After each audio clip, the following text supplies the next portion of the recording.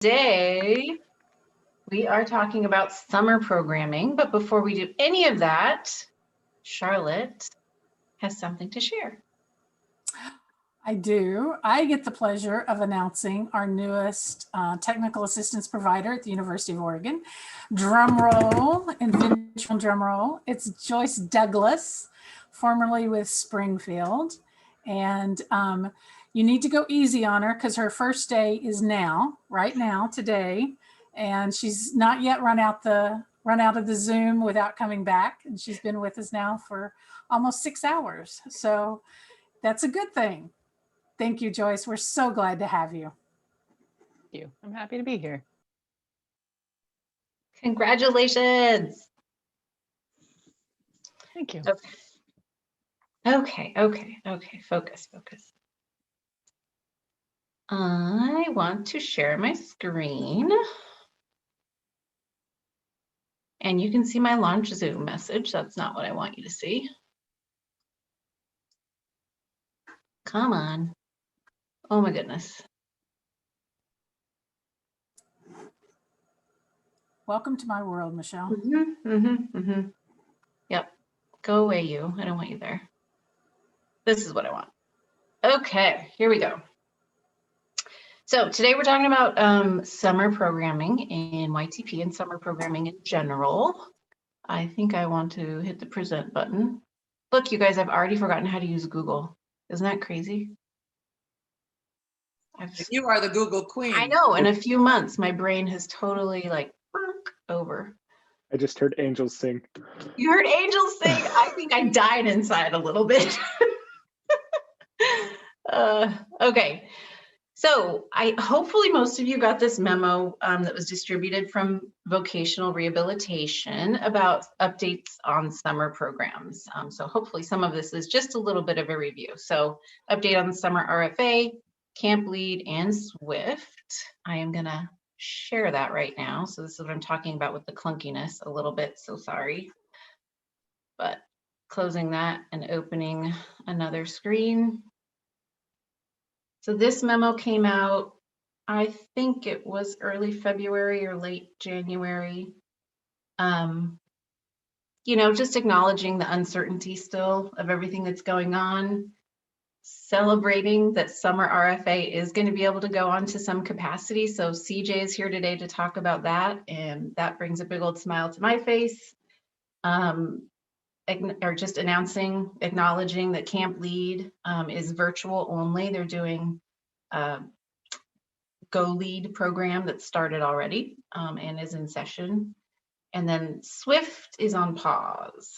So, that is an enormous undertaking to try and do all of the residential, the contracts with PSU and all of those sorts of things without knowing what would be safe or not yet. We are taking a pause this summer on SWIFT, and I'll cover those a little bit more in the presentation, but hoping that you guys have seen that. Okay. Oh, CJ, now it's you. Let me open your presentation over here. All right. And while you're starting to get that, Michelle, I can give a little bit of an update with Camp Lead. So we're in conversations right now to do a kind of more a possibility. So again, they have not said they're going to do this 100%. We're just in conversations, but there may be something just in Central Oregon for Camp Lead. Not necessarily an overnight, but something a little bit different. So we'll keep you posted. We should have information after spring break. Thank you. Yeah. So, I also oversee that contract, which I guess I was just kind of missed that piece. I oversee that contract as well. So if anyone has questions, I can't answer a lot of things always on that one. Okay, so hi, I just first, I am CJ Webb. For those, I saw a lot of people I know on here, but also some people may not know me. I am the Pre-Employment Transition Services Program Coordinator with VR, and so I just wanted to go over the request for application for 708 and just talk about it a little bit, and really anything. If I am talking about things that you don't want me to talk about or you have new questions, let me know. So I'm kind of talking about what is available and what you kind of need to know a little bit. Okay, next slide. So this is what I'm going to kind of talk about. I'm going to talk about just some of the program requirements. So if you have not applied and you're interested, also knowing that the application information has a lot more detail. And I'm going to talk about YTP and RFA funds and what you need to know about that, a little bit about 2021, and then just real briefly about the Oregon Statewide Transition Conference. Thank you. I didn't say next slides, but that's perfect. I was trying to follow the cue, It's like the Zoom like cue. you just read my mind. Thank you. TJ, Yes. is this out yet? Are you going to talk about, I haven't seen your PowerPoint, so what's coming up later, but wanting the link to the RFA in the chat, but I'm guessing you're going to talk about that. Yes. And I, when I get there, I'll stick it in chat. Okay, thank you. Yes. So I just wanted to go over some basic information. First, I wanted to just say there are many people on this call that that have applied and received the grant to be able to provide summer work under the RFA. So in their resources for you. So there's a variety of different YTP schools that are doing this. So there's a big variety there.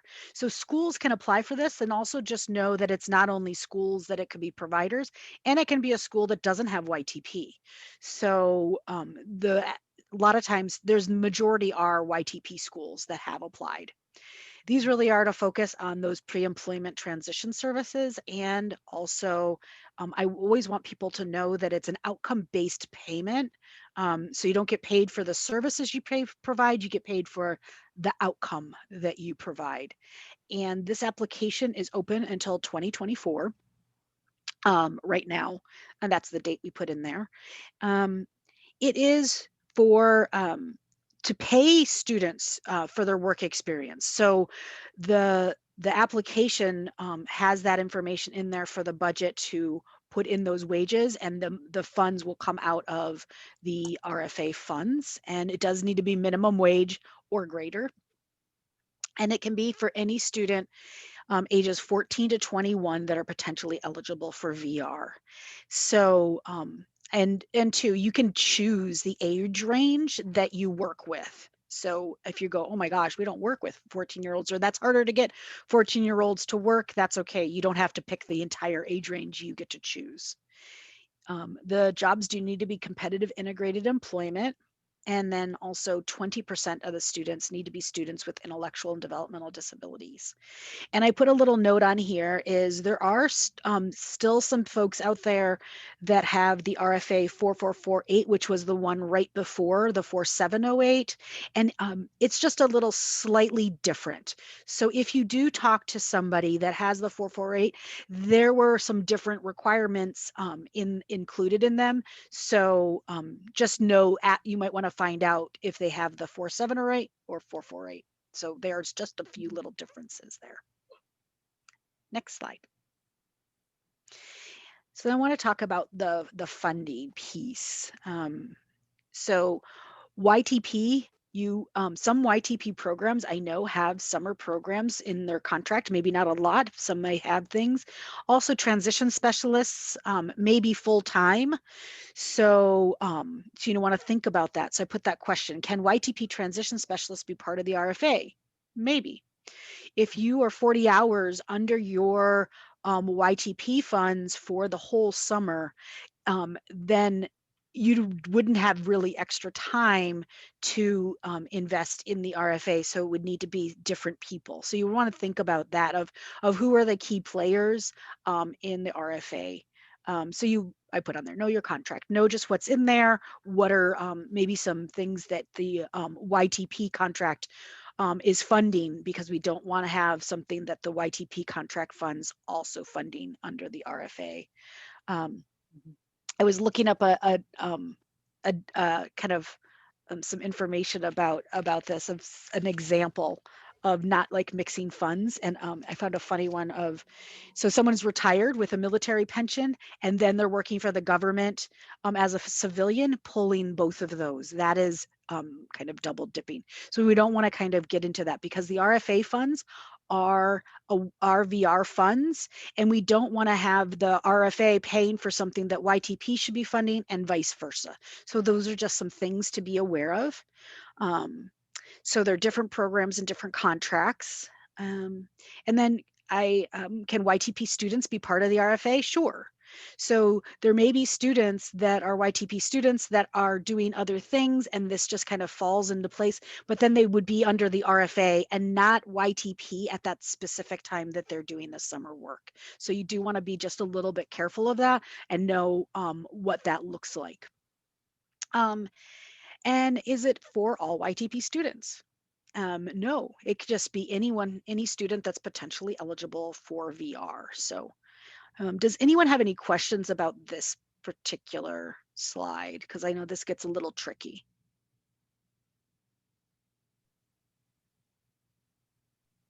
I have a question. So if you're new, if you already had an RFA and you're getting another one this summer, do you stick with the first number or do you get the new number? What's the, Oh, it's the 4448 and 4708? Those? Yeah. So the 4448 is no longer. So if you applied under the 4448, you will be coming, either this summer will be your last summer or next summer will be your last summer under that. And then when you reapply, you would reapply under 4708. So, and I've talked with all of the folks that have the 4448 that are schools, especially. The schools really kind of aren't that far off within what those services that they're providing now that they would provide under the 4708. So they're pretty close. Providers have a little bit, have stretched it a little bit. We have a year-round provider under the RFA 4448 because that was year-round services. So that was the biggest one. And we really only have one that's really doing it. And then we've had some schools that have done a little bit of winter work in there. And there's that option that was in that, that application. So that's the big difference there. So CJ, I think about one of mine that has been doing it, and you'll reach out to them. I mean, she keeps renewing it each year, and you'll reach out to them and talk to them. Okay. Right. Yep. Okay. Yep. She's not on here, so I want to make sure I get that info to her. Yes. And so it'll soon, they all started at a little different time. So I do know there are at least 2 that are coming up, maybe 3 for this is going to be the last summer under that application. Okay, next slide. So there we go. That's for ORAPIN. So right now, how to apply? You have to go to ORAPIN to get the application, because that's where it has the details that you really need in order to apply that I can't tell you, and I can't give you that information.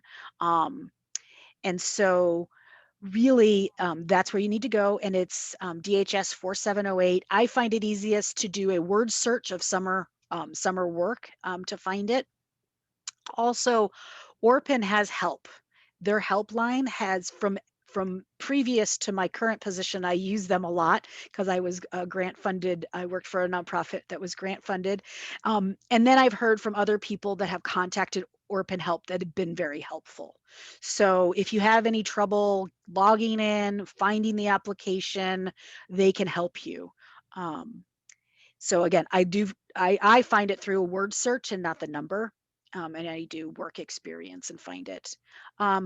Louis is the person with contracts that can kind of answer those contractual questions and different things like that. His email is on here. There will be probably in a month or so, he's might be transitioning out of his position, but for right now, this is the place, and he'll direct us. Just so you know as well, so anyone that is on here that maybe already has the application, is already receiving these funds, July 1st, everything is changing over to Oregon Buys. And that's with the whole state. So any kind of contract that you want to look up. So you might want to let people know and start the process of getting into Oregon buys for everything after July 1 of 2021. So that'll be important to do that. And they do recommend that you do it before July 1, just so that if there's any glitches with your account.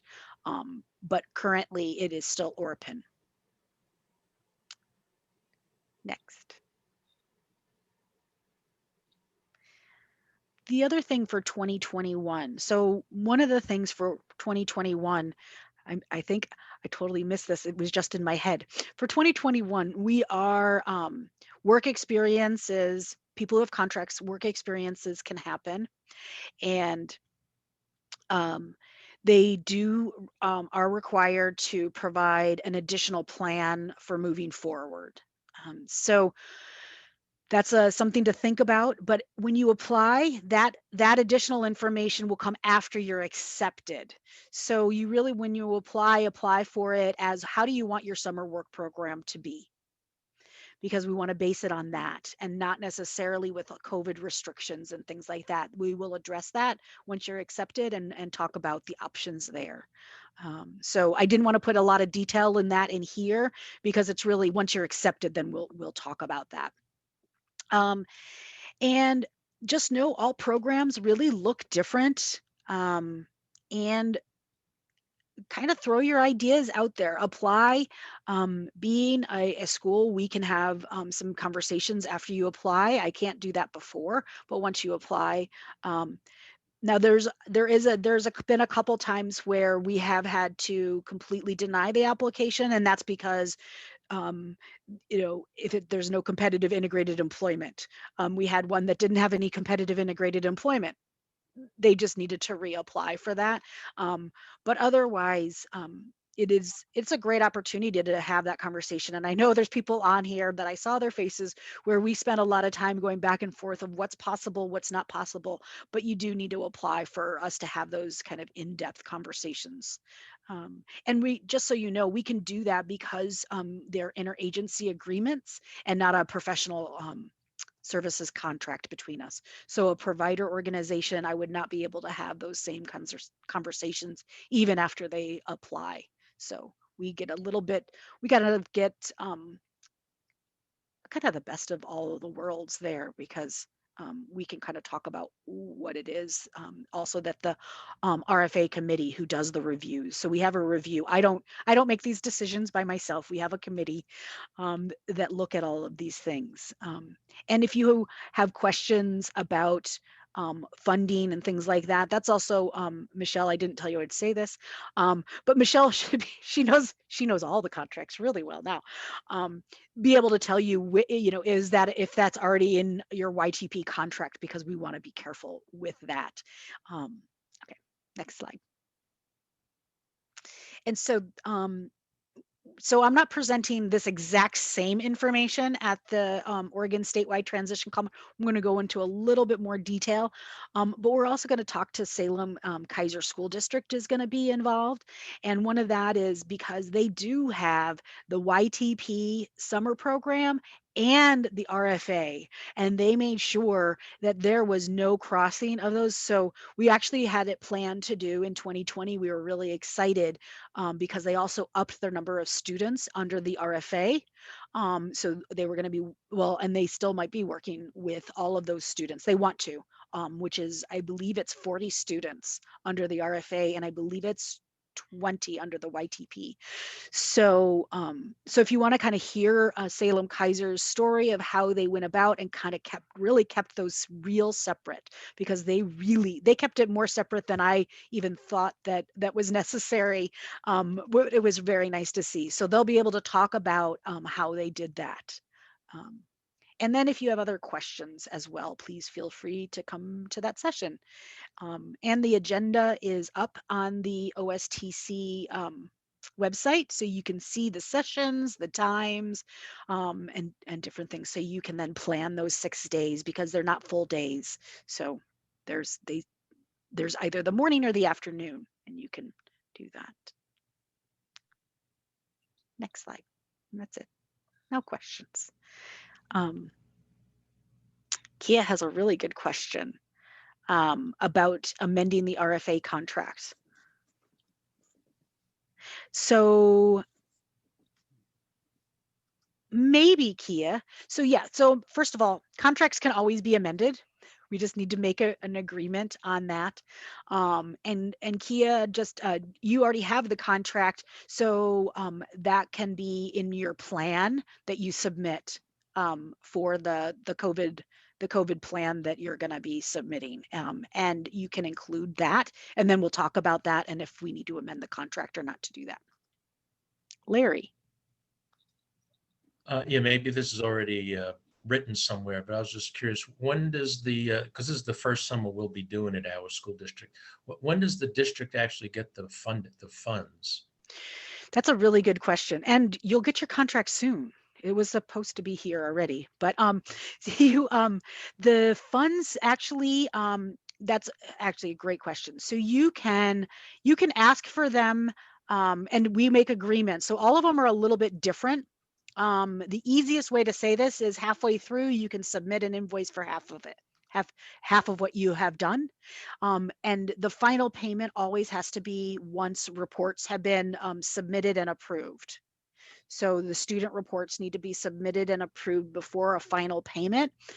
Some contracts have more than one time that you can invoice throughout the summer.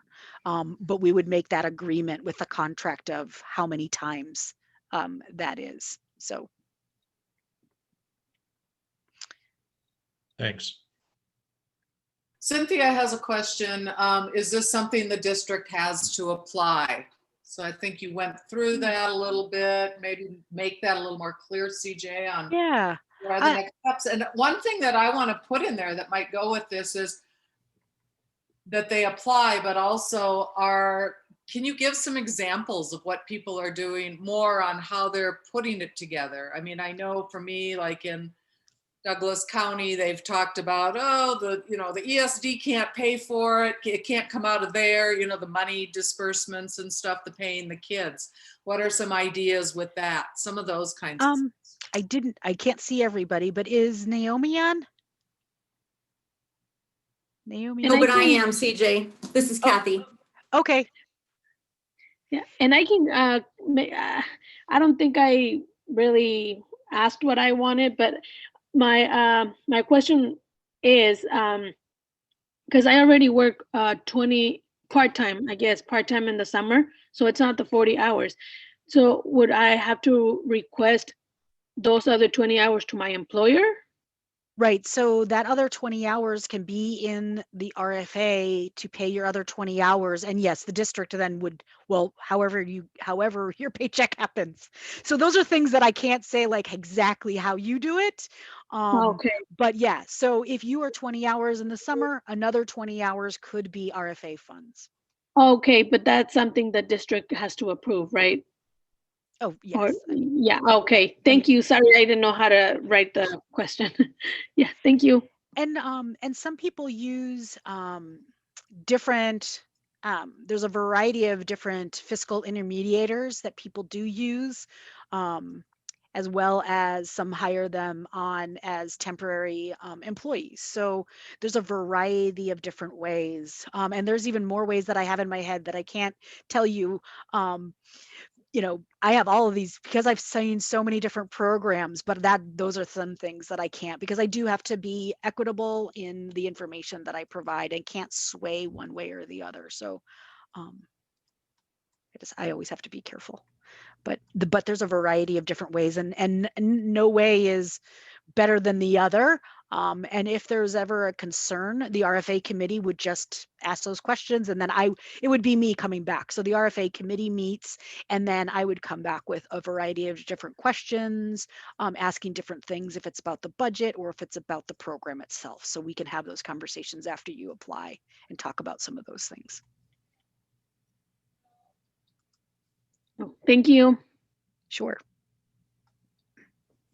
Any other questions? Larry, is your hand raised? Yeah, my hand is raised. Oh, again? Yeah. Oh, go. I thought another question. Yeah. Yeah, I don't know if this is information you want to divulge, but could you give us, one of the main pieces of the grant application, or whatever you want to call it, is the average cost per student. Could you give us a range of what that average cost has been in the RFPs you've seen, like, and from a high to a low, or maybe where, like, the majority have fallen within what range, like maybe 75% of them have fallen within a certain range of a cost per student? Or We have right now, it's probably between 1,600 per student and upward of 5,000 per student. So it really depends on the program. It is all over the map. And so that depends on the number of students. The lower number of students, there's usually a higher per student cost. It seems to be what's happened, but they really are all over the place. Now the committee does kind of look at that middle of the road between those two, and that's really where we kind of, base it on, and we look at the number of students. So that low one is a high number of students.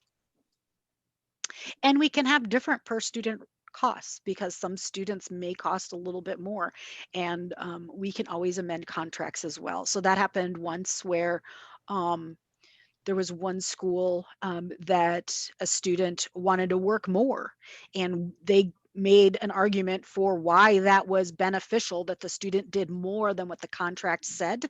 And then we amended the contract to adjust that.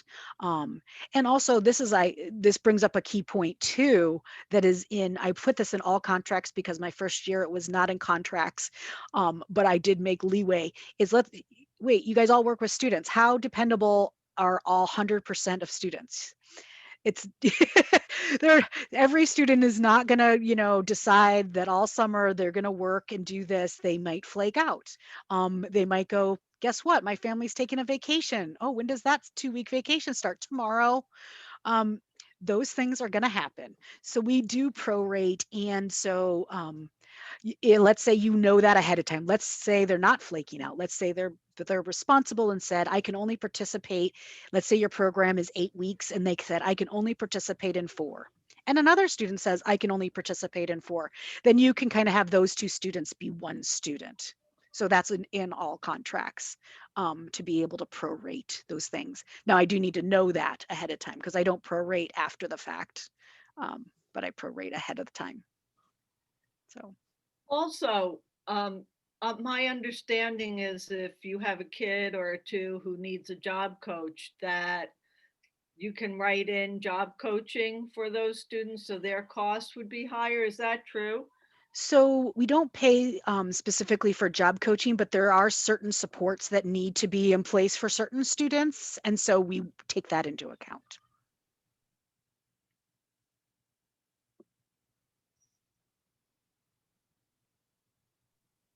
CJ, thank you. Sure. I think we're gonna go ahead. Okay.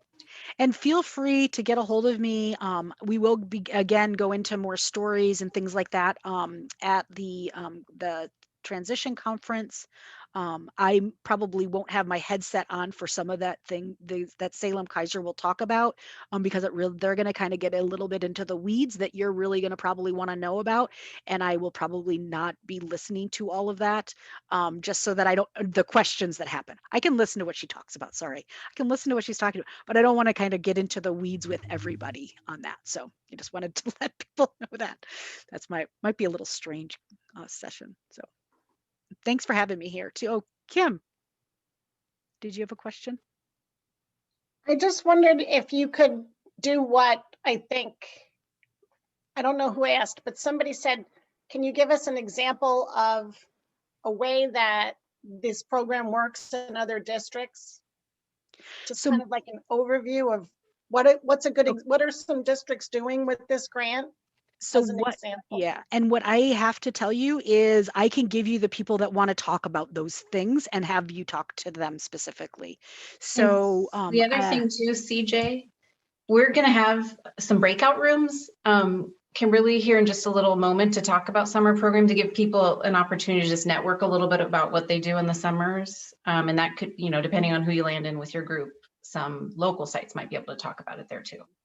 Okay, great. Thank you. I think Kia had another question. Okay. Kia? Okay, so now that Michelle says that, then maybe this is a question from our breakout then, because what I really want to know is the alternate, right? The alternate programming that CJ we did, we started talking about last Friday, because if, as we are here in PPS developing what the plan is going to look like, if things,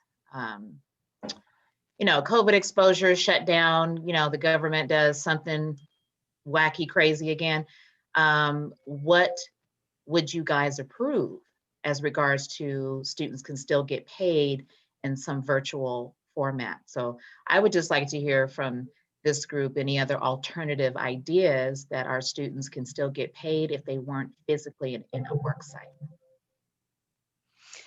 Yeah, and that one I'm going to look into again to see if there's anything along those lines. So I can't, I'm not closer than I was when we talked last Friday on that one. Yeah. And I know most of the people on this call, I don't want to call them all out, but there's a lot of people on here that have been doing this for a couple years or even a year, and can provide you with some guidance as well. So I think, yeah, Kathy Morris is putting yeah, herself she's out there like always. oh, and her phone number's there now. It's so amazing. So and if there's any others of you that have done this and it's been successful, go ahead and just put in the chat that, for people that could maybe call you, put your email in or your phone number, whatever you're comfortable with. And that And people feel have come free to call Naomi too, because since she's not here, I'm going to go ahead and just slide that right in. She'll be happy to help you.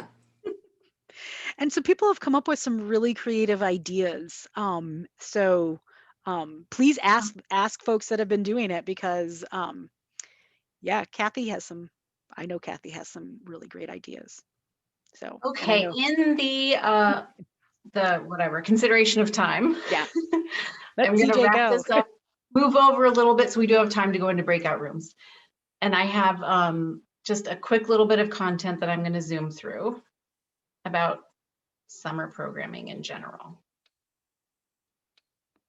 And I will zoom through it so that we have time in breakout rooms. Okay, so SWIFT, you guys being on pause, the vision long-term around SWIFT is to make it more accessible to more youth.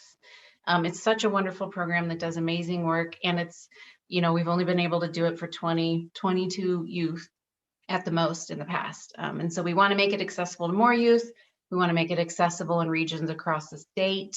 We want it to be inclusive of additional partners. So if you think about we have great partnerships with organizations like Ant Farm and Heart of Oregon, those sorts of things, inclusive of more partnerships for service, and then also inclusive of your feedback and ideas around this. So some of the breakout prompts are around that as well, and there will be more to come on opportunities to give feedback there. And then when we think about summer programming, I love this slide because it just talks about the continuum of services from vocational rehabilitation and YTP folks. So RFA is really mostly around Pre-ETS, but YTP is Pre-ETS and transition services and employment services. So it's just fun to think about kind of that continuum of what can be offered to youth all year long. But I personally think that summertime is kind of your time, right? You're not competing with the school year activities and all the pressures and stuff. So it's just a really fun time where you can do some intensive screening or community-based instruction. It's way easier to take big chunks of time and go farther with groups of youth. You can do more focused skill building for some students, closer connection with families. Sometimes it's a really fun time to do that. And then, of course, an opportunity to expand partnerships with other districts, like field tripping together and visiting each other, other providers, and then the business community. And I want to draw your attention to the manual really quickly. And yes, there is a new manual on the way. It's really close. Very exciting. So this is the chapter on instruction. And it talks about the different types of models to consider. And I think summertime is a fun time to play around with some of these things. So a mentorship program doing more with your job clubs. Maybe not so much the class, that might be more during the school year, same with this, but I've seen programs that run, farmers markets in the summertime, that sometimes end up extending into the school year. And then when we think about evidence-based practices, community-based instruction is one of the things that we know really help you kind of make all of that, what am I saying? Like abstract content and textbook content real when we're able to do the teaching and skill building in the community. So that's a wonderful time to highlight some of that. These are lots of wonderful, amazing teaching techniques. If you haven't looked in here recently, career planning services, this is a great time to do that in the summertime.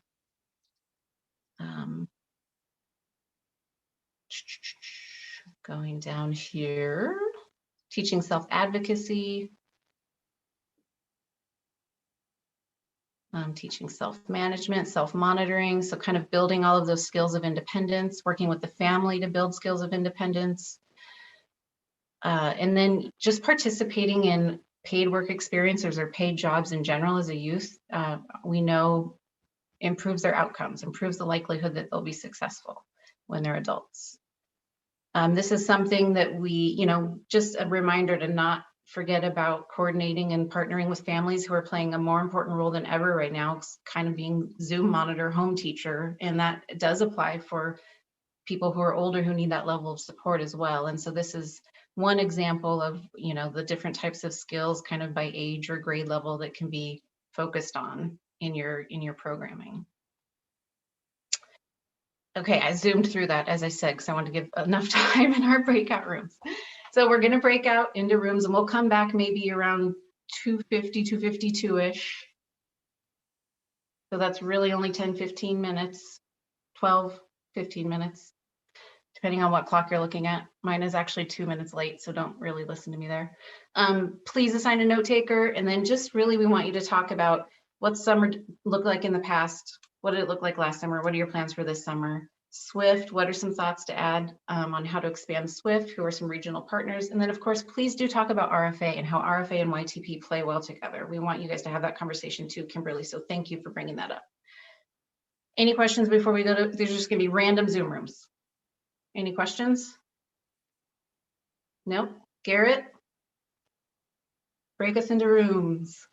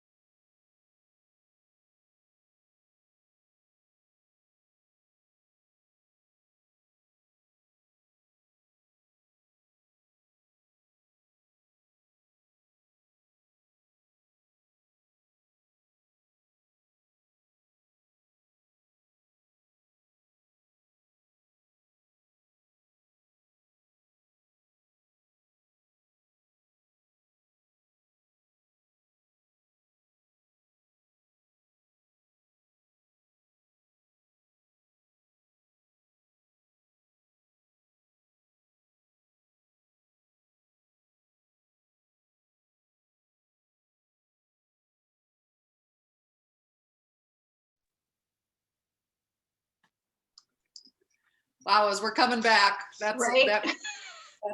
that makes it interesting when all of a sudden somebody's given, sorry, Anita, I got you cut off, but Michelle Pruden will have to follow up on your question you were in the middle of. Yeah.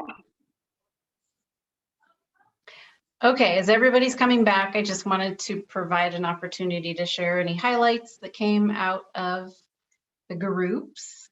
I think ours went really super well because we had somebody who was hired in October who's going into their very first summer, and then a bunch of amazing, helpful people, of course, who like everybody in this network were like, here's what we do, here's what we do, here's what we do.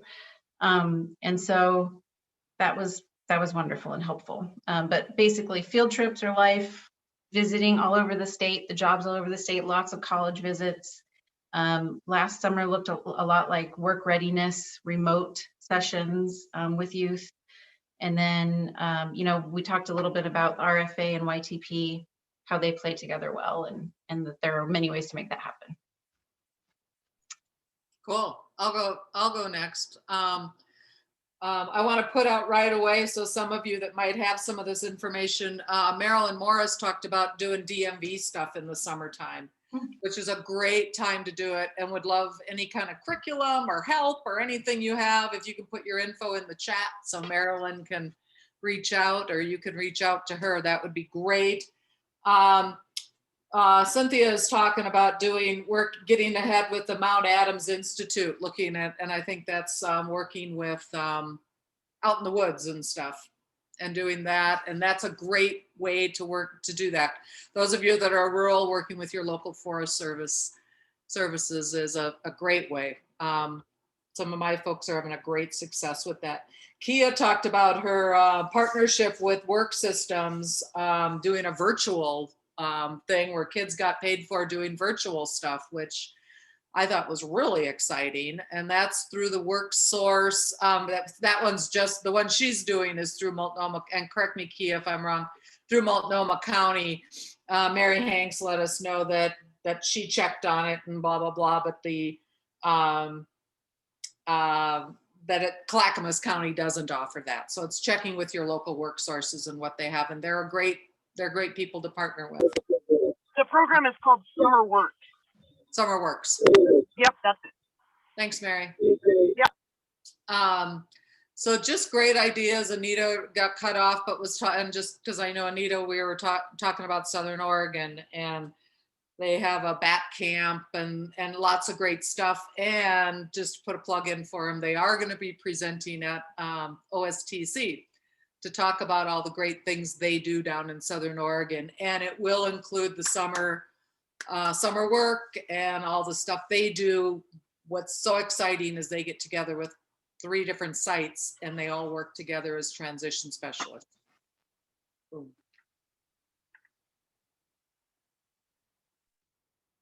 Somebody, another volunteer? We're randomized. We can't. I'll say something. Real quick, this point came up at the end, and I think I heard it on another call one time.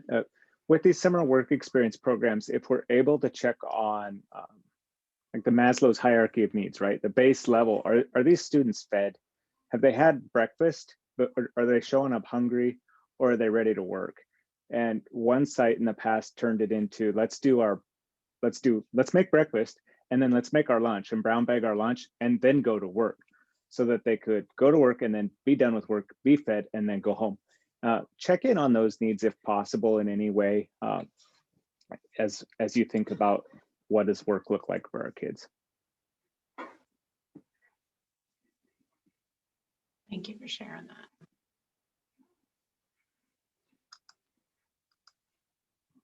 Any other burning questions? Michelle Pruden, you had started a question. And then we got zoomed back to the main room. Or any other shares? I was just wondering how hard that RFA was to write in comparison with the YTP grant. Because I'm hoping to work with my life skills teacher so she can write it. I've never written one. Anybody who's written one, how is it? I don't think it is as complicated, Michelle. Did you hear me? I don't think it's complicated at It all. looked a lot shorter in Yeah. size, so that was Yes. promising. Yeah, When- it comes pretty smoothly. If you contact me, I can give you a copy of what mine look like. You have my email, okay? Cool. Thanks. Yeah. I do. Thank you. Yeah. Love it. This network supports each other's success. Okay, that is it for the good of the order today. Thank you. If you have follow-up questions, reach out to CJ or Louie for RFA, to TAPS, to me. And we still have 28 more negotiation meetings coming up, so I'll see some of you soon. Michelle, I have a question about Swift. Yeah. We never got a chance to get to that one. So you had asked the question was, what are some thoughts and ideas on how to expand Swift? Are you guys thinking that students that come to Swift may not all be YTP VR? Is that what you mean? There are literally, those are open canvas questions. So it's really thinking about the amazing experience Swift is, and then really only 20 youth per year were accessing it. And so how can we try and build something that just allows access to amazing programming, maybe some residential, maybe some not, looking at different times of the year. I think that it's an open canvas of really just trying to think about how can we get that amazing experience to more youth or something similar. Should we just send you our ideas? We'll have, yes, I'm very open to receiving just random stuff, but we will have some, some focused input sessions, not anytime soon, probably after this summer. And I don't know that I'm not sure that I'll be the one leading that or not, but I'm just trying to plant seeds right now to be thinking about how could it look if we broadened it throughout the state and opened the experience up to more people.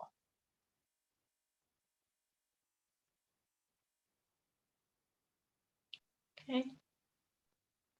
On that note, signing off for the day. Thanks, everybody. Wonderful to see you. Thank you.